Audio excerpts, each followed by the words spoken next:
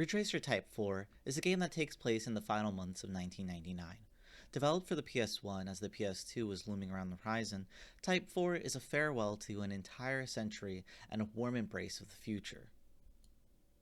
Type 4 is a racing game that, despite being a racing game, serves as a series of short stories, each focused on a new tale of hope. I love Ridge Racer Type 4, but when it released, not only did I not own a PlayStation, I was 3. I don't have fond childhood memories of playing R4. Instead, I have recent memories of playing it on emulators, on my computer, on my phone, watching others talk about the game, and listening to the soundtrack. On a whim earlier this month and towards the middle of November, I booted Type 4 up, started the Grand Prix run, and realized, after a coworker pointed it out, that Type 4 is an end of the year game.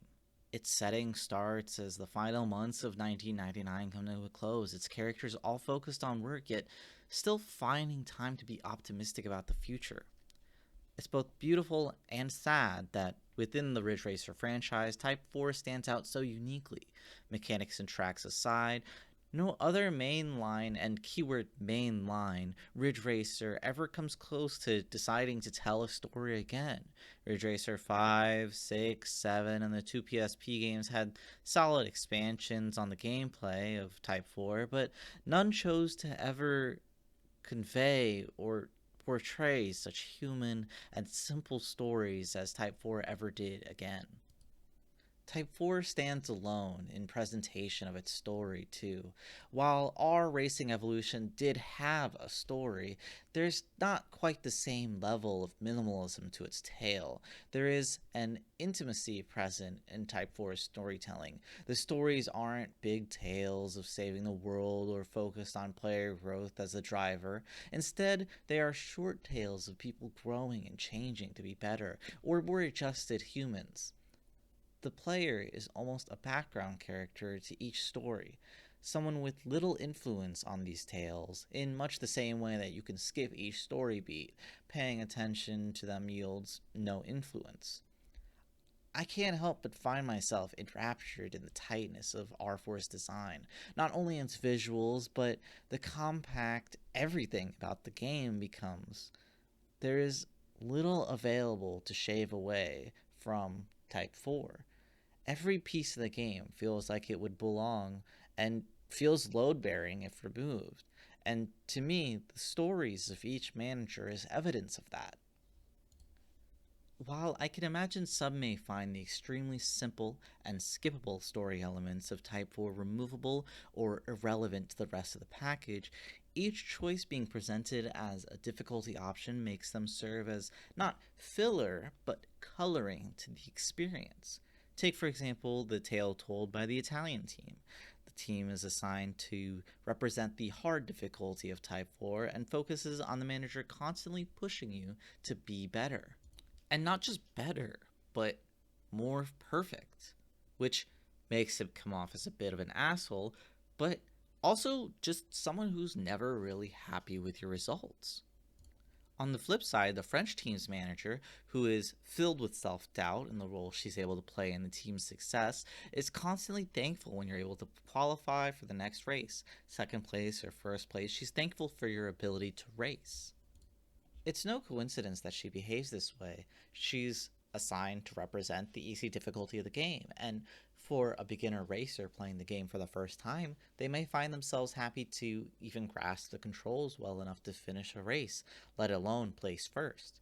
There's a distinct, simple, and beautiful melding of each manager's story with the challenges presented by the game itself.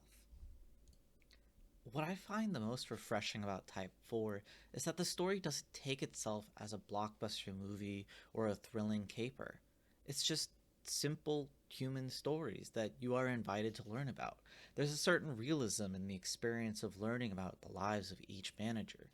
You don't have big bombastic moments or rough, tearful breakdowns. There are just soft moments where a typically hard-assed manager expresses a painful part of their life.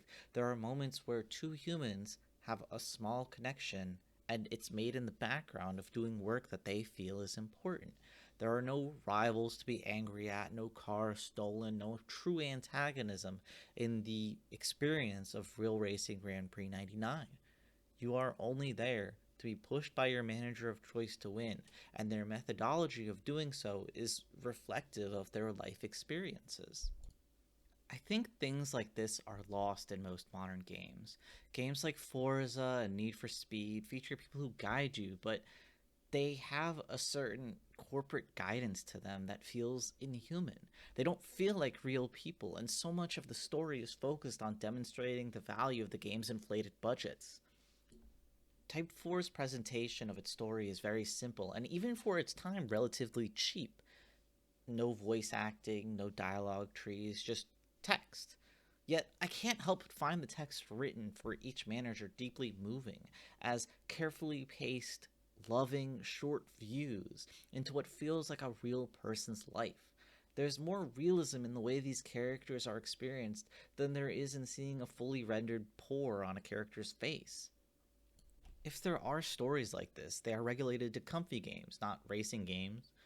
Ridge Racer Type 4 represents a game that didn't need to tell its own version of the Fast and the Furious. It represents a time when a game could have a simple story. I can't help but find it beautiful that the story is just that. Ridge Racer Type 4 is truly a beautiful piece of work. Its simplicity and directness, combined with tight, refined controls, create an experience that no video essay or review can truly capture. This is a game that really needs to be experienced and, most importantly, enjoyed by people who truly love not only the genre of racing games, but video games as a whole.